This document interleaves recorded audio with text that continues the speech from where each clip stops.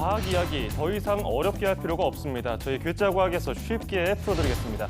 자, 오늘도 과학과 사람들의 원종우 대표와 함께하겠습니다. 어서 오세요. 안녕하세요. 대표님, 요즘에 그 미국 드라마 중에서 유행하는 게 있습니다. 혹시 알고 계십니까? 왕좌의 게임. 어떻게 바로 아세요? 맞춘 난리 것처럼. 났더라고요 요즘. 네. 왕좌의 게임. 안 그래도 요즘에 그 미국 드라마가 인기고 전 세계적으로 인기를 끌고 있는데 네. 칠왕좌, 그 칼이 잔뜩 꽂힌 왕좌를 놓고서 영주들이 내가 왕이로소이다 하면서 이렇게 대결을 펼치는 드라마인데 네. 과학계에도 그런데 이 왕좌의 게임처럼 치열한 전쟁이 있었다면서요? 네, 있었죠. 대신 여기서 싸우는 이유는 네. 왕좌가 아니고 전화입니다. 전화기? 네. 예.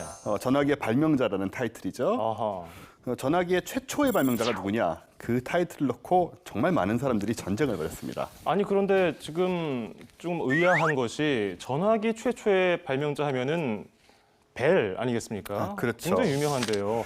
뭐 전화기를 발명함으로써 통신 체계의 패러다임을 바꾼 사람이다. 이렇게 네. 위인전에 나오는데요. 벨이 전화기를 발명한 건 맞고요. 네. 또 그게 오랫동안 아주 상식이었죠. 근데 그 과정을 보면 이렇습니다. 1876년에 벨이 옆방의 조수에게 최초의 전화기로 왓슨 이리 좀 와보게 나 좀 보라고 뭐 이런 말을 한 게 들렸다. 굉장히 유명하죠. 네, 굉장히 유명한 얘기가 있는데 하지만 문제는 벨이 과연 전화기를 최초로 발명한 사람이냐 하는 건데요. 실제로 벨은 전화기 특허를 내고 18년 동안 600건의 소송에 시달리게 됩니다. 예. 수많은 사람들이 내가 진짜 전화의 발명자다라고 주장을 한 거죠. 아니 지금까지는 우리가 당연히 전화기의 최초 발명자는 벨이다 이렇게 알고 있었기 때문에 조금 놀라운 사실인데요. 소송이 18년 동안 600건. 네. 아니 앞에서 우리가 얘기를 했던 미국 드라마 왕좌의 게임에서는 그 한 자리를 놓고서 여러 사람이 싸우지 않습니까? 그러면 벨은 왜 이렇게 소송과 논란에 휩싸였습니까? 굉장히 많은 정황이 있습니다. 예. 일단 벨이 특허 때문에 잠시 워싱턴에 들어섰어요. 그리고는 12일 후에 갑자기 다른 원리를 적용해서 실험에 성공합니다. 네. 그래서 12일 동안 워싱턴에서 무슨 일이 있었느냐 이런 부분이 있고요. 그다음에 비슷한 시기에 다른 경쟁자의 설계 도면이 실종이 돼요. 그래서 그 실종된 설계 도면 속의 전화기가 벨의 전화와 닮았다는 의심이 제기되는 등 상황들이 좀 있습니다.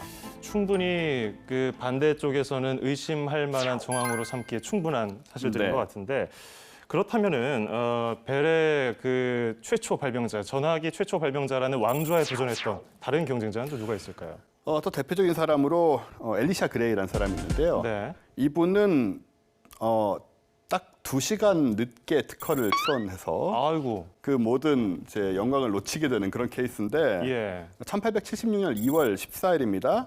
벨이 신청서를 제출하고 2시간 후에 신청서를 다시 제출을 했고요. 벨은 사실 특허 신청할 때 설계도도 없고 모형도 없고 뭐 그런 상태였어요. 네. 그냥 이론만 있는 상태였는데 이 엘리샤는 이미 전화기를 만들어서 공개 시연을 한 적도 있었습니다. 그런데 단지 늦게 왔다는 이유로 자기가 받아들이지 않으니까 굉장히 억울했을 거고 게다가 이제 벨이 아까 워싱턴에 다녀온 후에 예.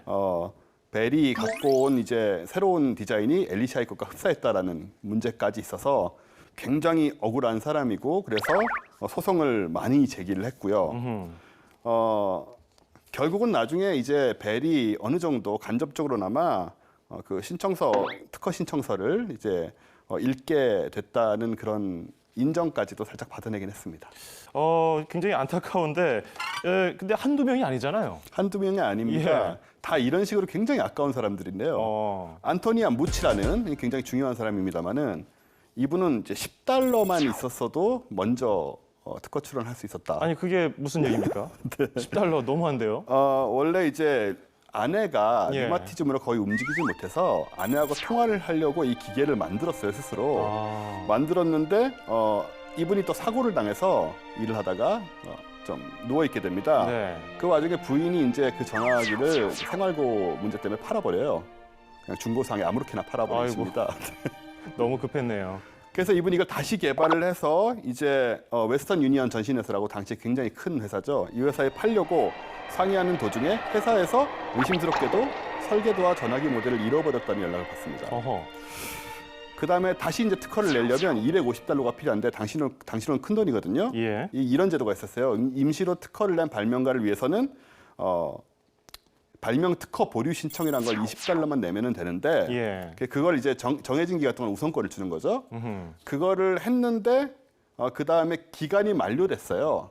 10달러만 있었으면 그 기간 만료된 걸 연장할 수 있었는데 아. 그 10달러가 없어서 연장을 못하는 와중에 이제 예. 벨이 그 자리를 차지하게 됩니다. 그래서 10달러 때문에 전화기 발명가가 못 됐다는 얘기인데 네네.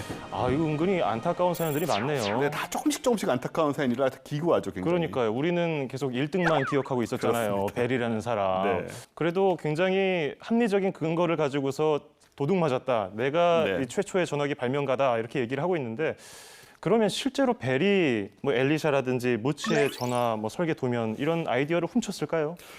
설은 굉장히 많은데요. 네. 일단은 엘리샤 그레이의 도안을 접했다는 점을 인정을 했고, 그 다음에는 이제 뭐 일반적인 특허에 대한 것만 물어봤지 뭐 별거 안 봤다 이렇게 말을 바꾸기도 했고요. 네.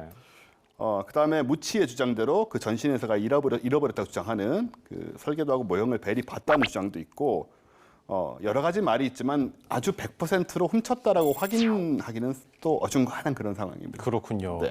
어쨌든 지금까지가 우리가 알고 있었던 사실은 벨이 네. 그 최초의 전화기 발명자의 왕좌를 차지했는데 실제로 그렇습니까? 그게 바뀌었습니다, 놀랍게도. 바뀌었다고요? 네. 어허. 이게 이제 어른들은 놓치기 쉬운 부분인데요. 예. 우리는 죽을 때까지 그렇게 알고 있기 쉽잖아요. 그러니까요. 결론부터 말하자면 전화기의 최초 발명자는 안토니오 무치로 정정이 돼 있습니다. 그럼 벨은 어떻게 됩니까? 벨은 최초의 특허권자가 됐죠. 특허권자. 네. 미국 의회에서 2002년에 공식적으로 무치가 최초의 전화기 발명자라고 선언을 했고요. 예. 벨은 이제 특허권자로 전락이 됐습니다. 그래도 무치는 한을 좀 풀었겠어요. 한은 좀 뭐 돌아가셨지만 벨이라는 사람이 특허를 가장 먼저 냈기 때문에 네. 그 당시에 그렇게 인정을 받았고요. 최초의 발명가라고요. 네. 그래서 돈도 가져갔고 명예도 가져갔는데 어쨌든 최종 왕자를 차지한 사람은 무치라고 볼 수 있어요.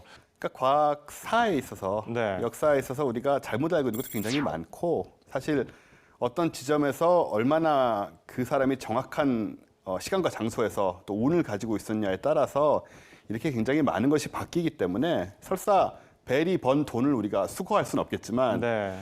역사적으로는 또 이 무치라는 사람을 인정해줘야 된다. 그래서 때로는 그 두 가지가 따로 논다는 사실. 뭐 사람 살이라는 게 그런 거 아니겠습니까? 그러니까요. 네, 오늘은 전화기를 최초로 만든 사람이 누구냐를 두고 이야기를 해봤고요. 과학과 사람들 원종호 대표와 함께했습니다.